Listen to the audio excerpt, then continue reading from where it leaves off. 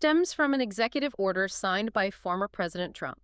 It directed the Pentagon to prepare for using military force against drug cartels. By reclassifying them. Yes, reclassifying them as terrorist organizations. That classification has significant implications, legally and militarily. It does. And the U.S. has apparently pressured Brazil to do the same with its own major criminal groups, like the PCC and Comando Vermelho, CCV. And how has Brazil responded to that pressure?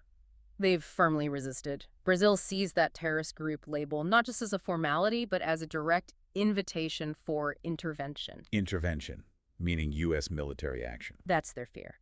That agreeing to the classification opens the door to military cooperation that could eventually mean U.S. operations on Brazilian soil, undermining their sovereignty. So Brazil's refusal is about protecting its national autonomy. It seems to be a central point of dispute. They see it as potentially leading down a very slippery slope. And the justification used for this policy shift in the U.S. Sources describe the rhetoric as powerful and alarmist, taking a complex issue, public safety, health, economics, and framing it as an existential threat that requires a military solution, possibly a foreign one. But does history support that approach?